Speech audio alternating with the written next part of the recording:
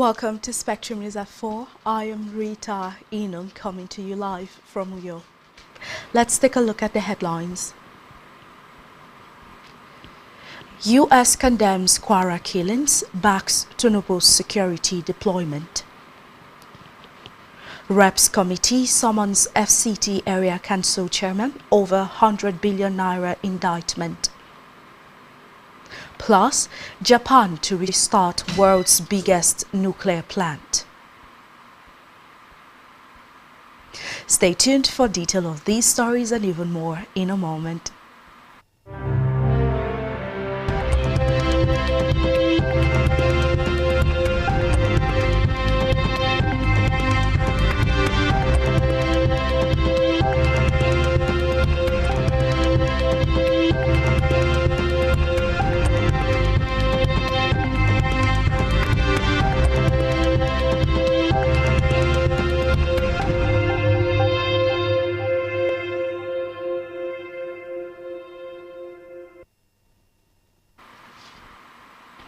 Good afternoon and many thanks for staying tuned. We begin the news at 4 from the nation's leader, President Bola Tinubu, who has expanded the Nigeria for Women program to reach 25 million beneficiaries nationwide. This was as he reaffirmed his administration's commitment to women's economic inclusion and national development. Speaking at the presidential launch of the program Scale Up at the Presidential Villa, Abuja, the president, who was represented by Vice President Kashim Shettima, noted that Nigeria cannot achieve sustainable growth without placing women at the center of national planning.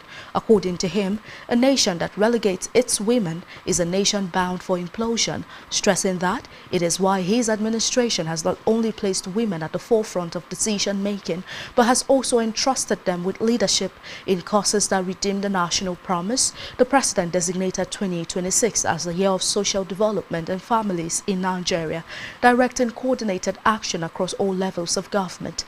The declaration followed a memorandum of understanding signed during his January official visit to Turkey, aimed at strengthening family cohesion and social welfare systems. President Tinubu commended the Ministry of Women's Affairs and Social Development for integrating technology into policy implementation and for reorganizing social development into a more coherent system since the launch of the Renewed Hope Social Impact Intervention in Lafia last year, noting that the transformation reflected what purposeful leadership can truly achieve.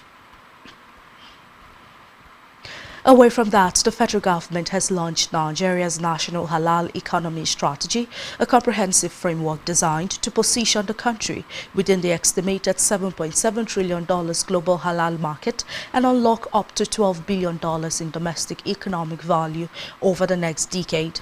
President Bola Tinubu, represented by Vice President Kashim Shettima, performed the unveiling at the Presidential Villa, Abuja, describing the strategy as a decisive step towards export diversification, foreign direct investment inflows and large-scale job creation across key sectors of the economy.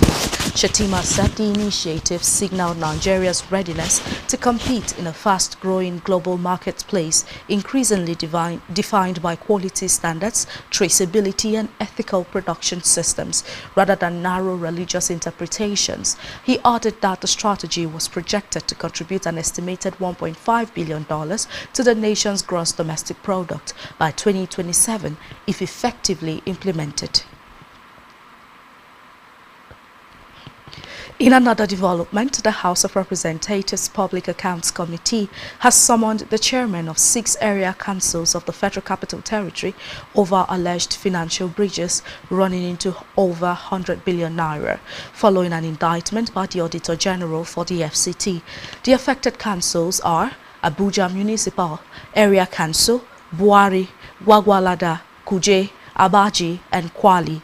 The audit report for the year ended December 31st, 2021, submitted to the committee revealed widespread cases of unremitted taxes and value-added tax deductions, failure to update fixed asset registers, and expenditures yet to be properly accounted for across the 6 councils. Meanwhile, a breakdown of the unremitted liabilities showed that Abuja Municipal Area Council had outstanding obligations of 2.19 billion naira, followed by Buari Area Council with 1.49 billion naira and Kwali Area Council with 1.46 billion naira.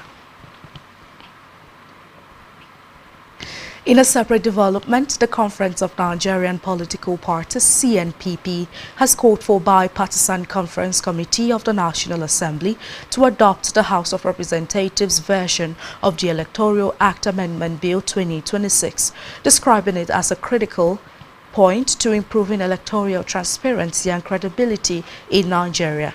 In a statement issued out to journalists today by its Deputy National Publicity Secretary James Ezema, the CNPP said the House version, which makes electronic transmission of election results mandatory, represents a more credible framework for conducting free, fair and verifiable elections. According to the CNPP, the House bill expressly compels presiding officers to uphold polling unit results to the Independent National Electoral Commission (INEC) result viewing portal in real time, immediately after collation at polling units, thereby eliminating discretion in the transmission of results. The group, however, criticized the Senate for retaining provisions of the Electoral Act 2022 that grants INEC discretionary powers over the mode and manner of transmitting election results and accreditation data. The CNPP described the Senate position as unacceptable and anti-democratic, warning that it could undermine public confidence in the electoral process and pose serious risk to Nigeria's democratic stability. On security, the Kwara Police Command has confirmed that at least 75 people were killed in the recent attack on communities in Kayama local government area of the state. The police public relations officer Adeton Ejire Adeyemi disclosed this today during a live interview.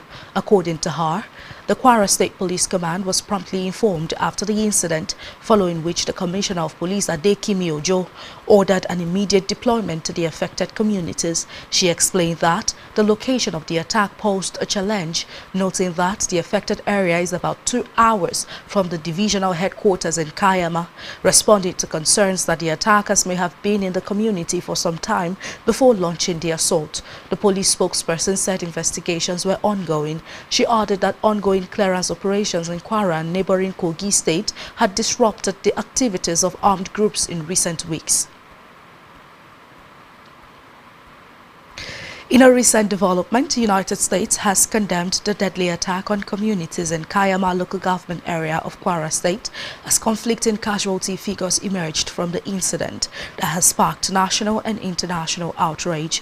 While the Nigerian police force said 75 persons were confirmed killed in the assault on Woro and Nuku communities, local sources and international observers put the death toll significantly higher.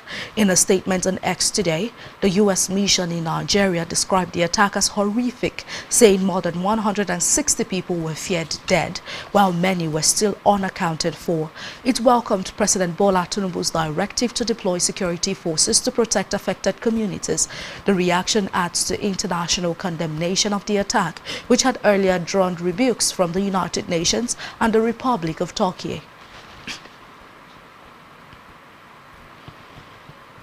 And now to Africa, where Cameroon and Equatorial Guinea have signed a bilateral treaty for joint extraction of gas from the Yoyo-Yolanda gas reserves in March 2023. The official signing ceremony, which Equatorial Guinea's Vice President Teodoro Obiang Mang presided over, officialized the treaty and represented a concrete step towards extraction.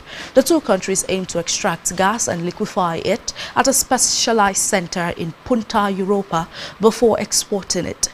Reports say gas will also be extracted to a second axis to Baipiga in Cameroon. According to reports, while the project is celebrated for economic sovereignty, it will push the region an additional job creation opportunity. The environmental impact of offshore gas extraction remains a heavy shadow that could have negative long-term consequences.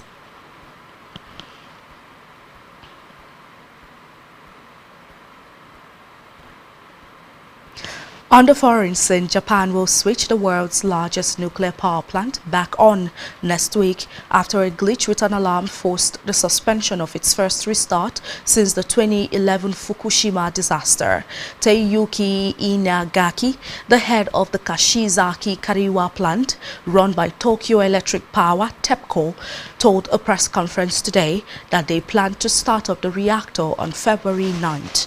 The announcement came after TEPCO restarted the reactor reactor on January 21st, but shut it off after the following day after an alarm from the monitoring system sounded due to an error in its configuration.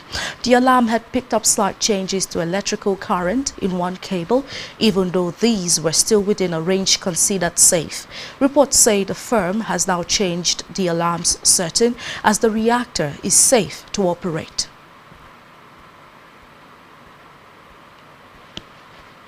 And still on the foreign scene, the death toll from a landslide in Indonesia has climbed to 74, extending the search for missing people and bodies nearly 2 weeks since it began. Recall that the heavy rain triggered the landslide that tore through a mountain village in Java's West Badung region on January 24th, burying dozens of homes and displacing hundreds. Thousands of rescuers supported by police, military and volunteers have been digging through mud and debris manually and using heavy equipment. The local search and rescue agency said 74 victims have been identified.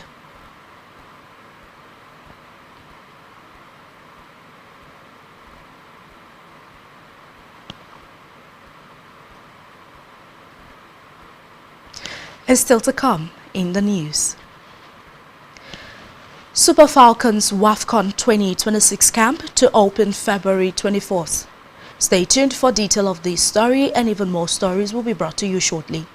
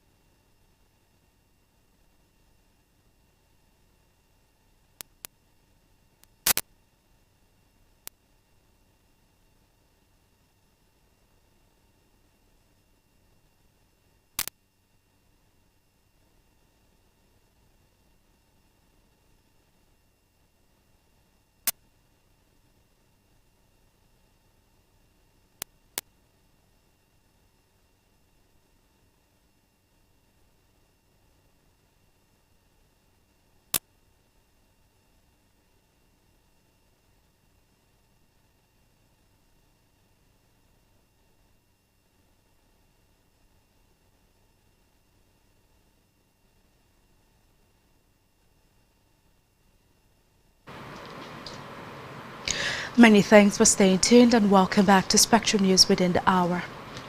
On our business news, the federal government has commenced the comprehensive review of the National Agricultural Growth Scheme and Agro Pocket project after recording 2.5 million metric tons of produce valued at 2.31 trillion naira over 4 farming seasons. Speaking at the workshop on the implementation framework of the National Agricultural Growth Scheme and Agro Pocket program, the Minister of State for Agriculture and Food Security, Senator Aliyu Abdullahi, said the meeting was concerned to assess progress and strengthen implementation.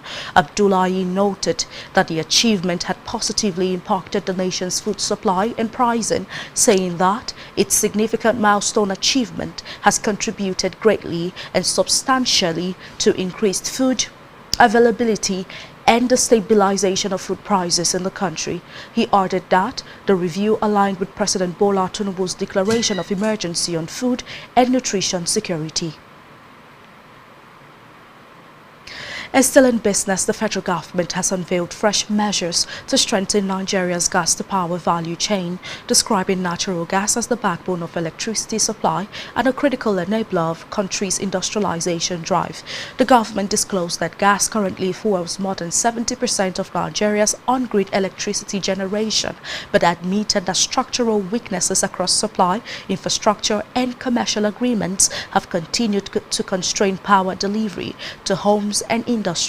Speaking on the government's strategy during a ministerial address at the National Gas Day session of the 9th Nigerian International Energy Summit 2026 in Abuja, the Minister of State for Petroleum Resources, Ekperipe Ekpo, said the administration of President Bola Ahmed Tinubu was deliberately reinforcing the entire gas-to-power ecosystem to support economic growth, industrial productivity and energy security. Ekpo also announced the expansion of its free liquefied petroleum gas cylinder distribution program to cover all 6 geopolitical zones as part of efforts to deepen clean cooking adoption, reduce deforestation and cut household reliance on firewood and charcoal.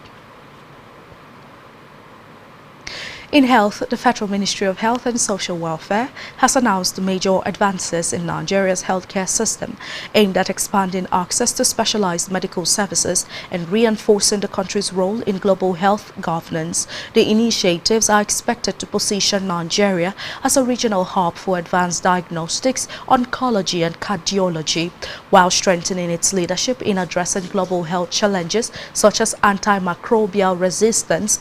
In a statement, the ministry said the International Finance Corporation, the Nigerian Sovereign Investment Authority and the MedServ NSIA Advanced Medical Services Limited have signed a strategic agreement to accelerate the nationwide rollout of affordable diagnostics, oncology and cardiology services. The program will see the expansion of advanced diagnostic centers equipped with modern laboratory and imaging technologies, alongside the development of specialized oncology centers and advanced cardiac care facilities, including the catheterization laboratories across multiple locations. And now to sportswear. Holders, Super Falcons of Nigeria will begin preparations for the 2026 Women's African Cup of Nations on Tuesday, February 24th. The West Africans are drawn in Group C with Malawi, Zambia and Egypt. Nigeria will be looking to win a record-extending 11th title in Morocco next month. The Super Falcons will participate in the WAFU B Invitational Tournament in Abidjan, Côte d'Ivoire later this month as part of their preparations for the WAFCON 2026 finals. And still in sports, new Atletico Madrid player Ademola Lookman has set a new record after scoring his first goal on his debut for the club. Lookman was handed his first start by Atletico Madrid manager Diego Simon after he joined the Spanish La Liga Giants in January transfer window.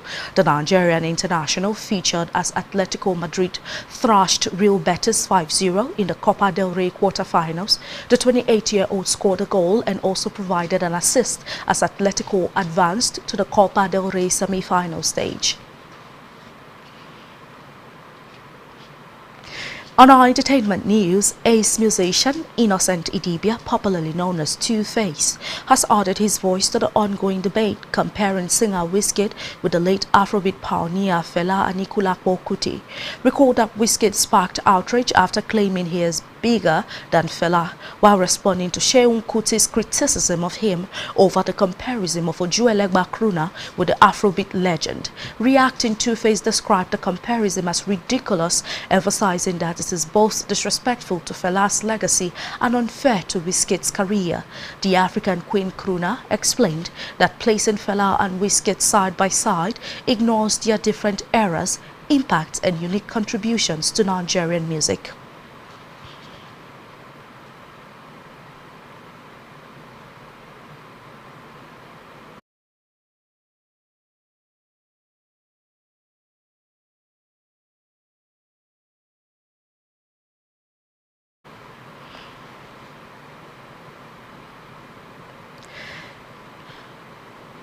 And that's all we have for you on the news at this time. Do ensure to follow us on social media and subscribe to our YouTube channel, all of which you can find on our website spectrumtvlive.ng.